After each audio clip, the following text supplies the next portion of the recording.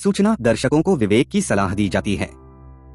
दुखद बात यह है कि 26 अक्टूबर 2023 को लेविस्टन, मेन में विनाशकारी सामूहिक गोलीबारी हुई, जिसमें कम से कम 18 लोगों की जान चली गई और कई घायल हो गए। इस वीडियो में हम राजनीति, संस्कृति और कानूनी प्रणाली में इसकी जटिल जड़ों का पता लगाएंगे। भाग 1, बंदूक हिंसा के कारण अमेरिका की दुर्दशा। संयुक्त राज्य अमेरिका बंदूक हिंसा के कारण होने वाली मौतों की अनुपातहीन उच्च संख्या के कारण अन्य उच्च आय वाले देशों से अलग खड़ा है। बंदूक से संबंधित घटनाओं के परिणामस्वरूप प्रतिदिन औसतन 120 अमेरिकी अपनी जान गंवाते हैं, जिसमें आत्महत्या और हत्या दोनों शामिल हैं। कुल मिलाकर सालाना लगभग 43,375 मौतें होती हैं। 2015 से 2019 तक के आंकड़ों से पता चलता है कि अमेरिका में बंदूक से आत्महत्या की दर अन्य उच्च आय वाले देशों की तुलना में 26 गुना अधिक थी, जबकि बंदूक से आत्महत्या की दर लगभग 12 गुना अधिक थी। बड़े पैमाने पर गोलीबारी ऐसी घटनाओं के रूप में परिभाषित की जाती है जहां कम से कम 4 लोग घायल हो जाते हैं या मारे जाते हैं। शूटर को छोड़कर 2015 के बाद से एक परेशान करने वाली वृद्धि हुई है, जो 2021 में 686 घटनाओं तक पहुंच गई है। 2023 में अमेरिका पहले ही 565 बड़े पैमाने पर गोलीबारी का अनुभव कर चुका है, जो उसके 2021 के रिकॉर्ड को पार कर देगा। भाग 2, बंदूक सुधारों पर राजनीतिक गतिरोध।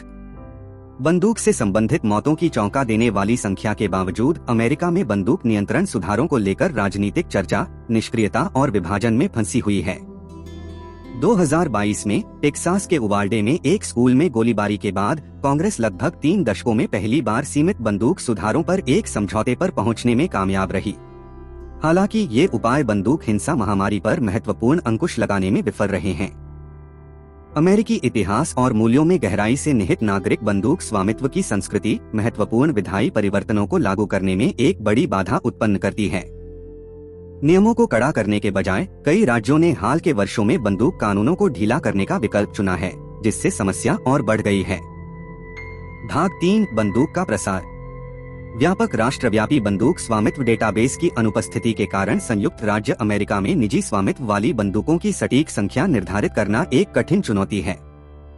जटिल मामले ऐसे कारक हैं जैसे बंदूक के लिए एक संपन्न काला बाजार, DIY किट और 3D प्रिंटर के साथ बंदूकें बनाने की क्षमता, और बंदूक लॉबी से बंदूक की बिक्री पर नजर रखने और राष्ट्रीय हैंडगन रजिस्ट्री की स्थापना के उद्देश्य से संघीय कानून का प्रतिरोध। स्मॉल आर्म्स सर्वे के 2018 के अनुमान से संकेत मिलता है कि अमेरिका में लगभग 390 मिलियन बंदूकें प्रचलन में थीं, यानी प्रत्येक 100 निवासियों के लिए 120.5 बंदूक। कोविड-19 महामारी के दौरान बंदूक की बिक्री में वृद्धि के साथ यह आंकड़ा आज और भी अधिक होने की संभावना है। इसके विपरीत अन्य देश, यहाँ तक कि यमन और आइसलैंड जैसे अपेक्षाकृत उच्च बंदूक स्वामित्व वाले देशों में भी बंदूक स्वामित्व की दर काफी कम है। भाग 4, बंदूक स्वामित्व और बंदूक हिंसा के बीच का संबंध। लगातार शोध निष्कर्ष अमेरिका में बंदूक स्वामित्व और बंदूक हिंसा के बीच एक मजबूत संबंध दर्शाते हैं। उदाहरण के लिए, बोस्टन विश्वविद्यालय के 2013 के एक अध्ययन से पता चला कि घरेलू बंदूक स्वामित्व में 1% की वृद्धि के कारण राज्य में बंदूक हत्या दर में 0.9% की वृद्धि हुई।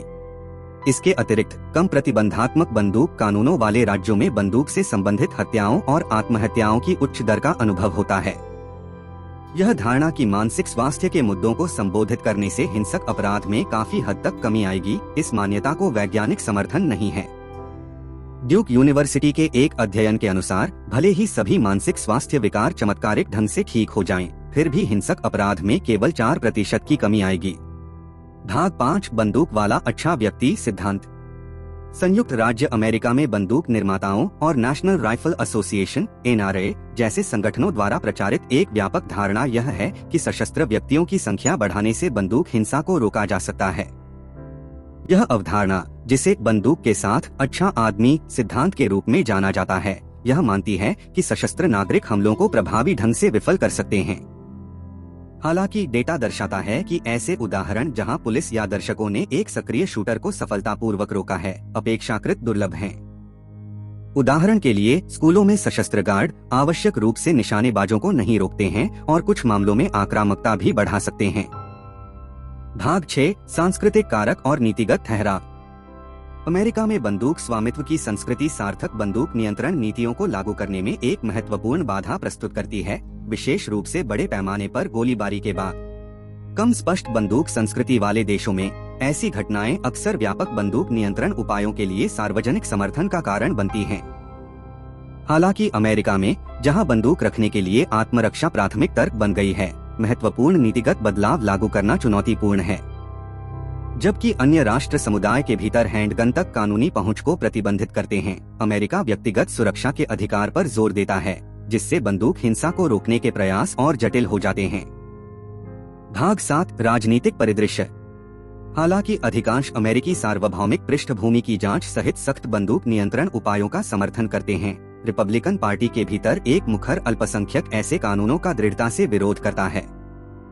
यह अल्पसंख्यक NRA जैसी अच्छी तरह से वित्त पोषित बंदूक लॉबी के साथ महत्वपूर्ण प्रभाव डालता है, जिससे बंदूक नियंत्रण कुछ कानून निर्माताओं के लिए एक महत्वपूर्ण मुद्दा बन जाता है। बंदूक लॉबी को उत्साही समर्थन से लाभ होता है और राजनेता अक्सर डरते हैं कि बंदूक विनियमन की वकालत करने से उन्हें वोट मिल सकते हैं। भाग 8, सुप्रीम कोर्ट के फैसले। सुप्रीम कोर्ट के फैसलों, विशेष रूप से डिस्ट्रिक्ट ऑफ कोलंबिया बनाम हेलर 2008 ने अमेरिकी बंदूक नियंत्रण परिदृश्य को आकार देने में महत्वपूर्ण भूमिका निभाई है। हेलर ने दूसरे संशोधन की व्याख्या को व्यापक बनाते हुए आत्मरक्षा के लिए बंदूक रखने का एक व्यक्ति का अधिकार स्थापित किया। इसके बाद के फैसलों, जैसे कि न्यूयॉर्क स्टेट राइफल एंड पिस्तौल एसोसिएशन बनाम ब्रुएन 2021 ने बंदूक को विनियमित करने के लिए संघीय और राज्य सांसदों की क्षमता को और बाधित कर दिया है। इन फैसलों ने हैंडगन के प्रसार में योगदान दिया है, जो अमेरिका में बंदूक से संबंधित मौतों के एक महत्वपूर्ण हिस्से के लिए जिम्मेदार हैं। निष्कर्ष, बंदूक हिंसा के साथ संयुक्त राज्य अमेरिका की चल रही लड़ाई इसके इतिहास, संस्कृति और कानूनी प्रणाली में गहराई से निहित है। इस मुद्दे से निपटने के लिए एक समग्र दृष्टिकोण की आवश्यकता है, जो न केवल बंदूक की उपलब्धता पर विचार करता है, बल्कि उन सांस्कृतिक और राजनीतिक कारकों पर भी विचार करता है, जिन्होंने बंदूक हिंसा को प्रभावी ढंग से संबोधित करना इतना चुनौतीपूर्ण बना दिया है। जबकि जनता की राय सख्त बंदूक नियंत्रण उपायों का समर्थन करती है, राजनीतिक गतिरोध और प्रभावशाली लॉबी के विरोध पर काबू पाना एक कठिन चुनौती बनी हुई है। जैसा कि हम कैलिफोर्निया में हाल की त्रासदियों पर शोक मना रहे हैं, हमें सतर्क रहना चाहिए, बंदूक हिंसा की व्यापक समस्या को संबोधित करते हुए, न कि केवल इसकी सबसे सनसनीखेज अभिव्यक्तियों को संबोधित करते हुए। अमेरिका में बंदूक हिंसा बहुत गहरी जड़ें जमा चुकी है, जिसके लिए एक व्यापक दृष्टिकोण की आवश्यकता है। आइए खोई हुई जिंदगियों को याद करें और इस मुद्दे के समाधान के लिए मिलकर काम करें।